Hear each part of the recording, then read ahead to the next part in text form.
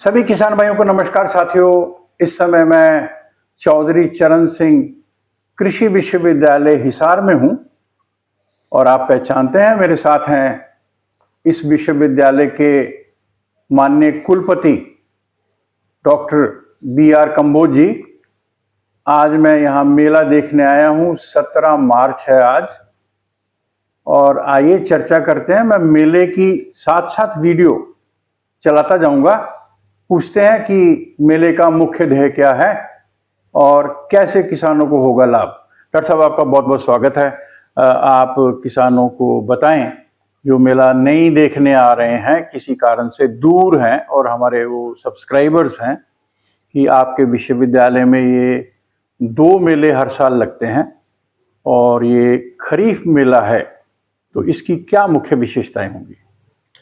देखिए, बिल्कुल आपने ठीक कहा कि चौधरी चरण सिंह हरियाणा कृषि विश्वविद्यालय हिसार के द्वारा साल में 2 बार मेला लगाया जाता है। एक सितंबर के माह में लगाते, एक मार्च के माह में लगाते, क्योंकि खरीफ की फसलों की बिजाई होगी तो निश्चित रूप से ये एक अच्छा समय रहता है जी। और इसमें मुख्य जो इस बार हमने थीम रखा है इसका, वो रखा है कि कृषि में उद्यमिता को कैसे बढ़ावा दिया जा सकता है। अच्छा, एंटरप्रेन्योरशिप आज के समय का बहुत ही जरूरी है। यदि कृषि से हमें आमदन बढ़ानी है तो निश्चित रूप से हमें उद्यमिता को भी बढ़ावा देना ही पड़ेगा, ताकि हमारे नौजवान युवक युवतियां, ग्रामीण परिप्रेक्ष्य में रहने वाले हमारे ऐसे किसान जी, वो यदि इस तरफ बढ़ेंगे तो उनको शुद्ध लाभ मिलेगा। और इसीलिए 2 बार इस मेले को डिफरेंट थीम्स पे किया जाता है जी। और जितने भी हमारे किसान भाई नहीं आ पाए हैं तो वो, वैसे तो हम सोशल मीडिया पे भी अपने मेले के बारे में प्रचार प्रसार का प्रयास करते हैं, सबको पता है। लेकिन मैं ये जरूर चाहूंगा कि सभी किसान भाइयों को कि वो ज्यादा से ज्यादा संख्या में मेले में आकर, यहाँ पे कुछ ऐसी चीजें हैं जो यहाँ आके ही आप देख पाएंगे।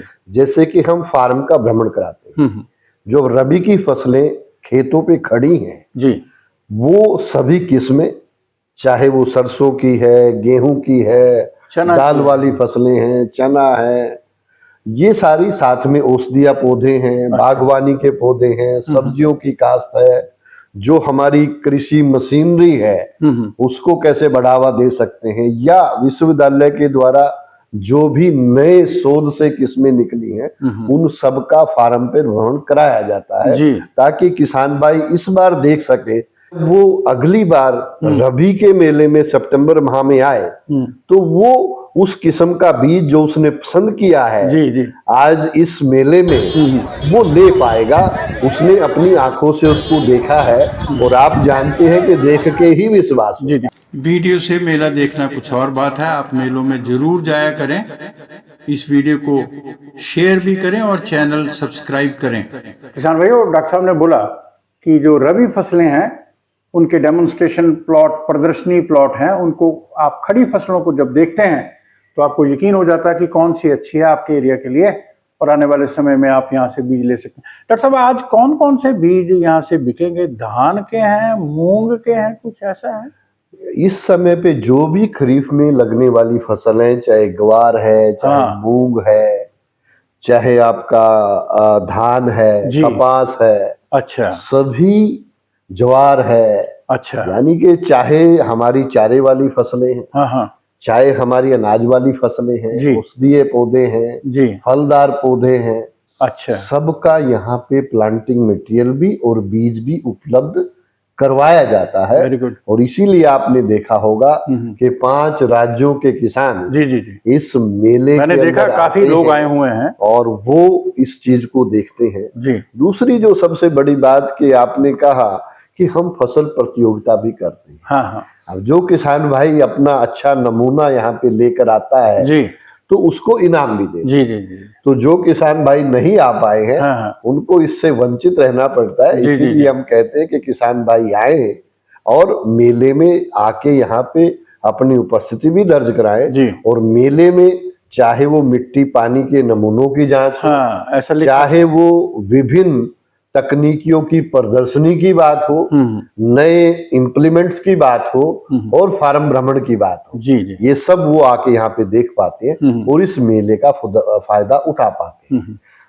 किशन भाई, वो डॉक्टर साहब ने बोला कि आप यहाँ से ग्वार का बीज और धान का बीज, मूंग का बीज, अन्य खरीफ फसलों के जो बीज हैं और विशेष रूप से कपास के बीज की भी बात की है, तो कपास और ग्वार के लिए ये विश्वविद्यालय पूरे उत्तरी भारत में जाना जाता है, मैं ऐसा जानता हूँ।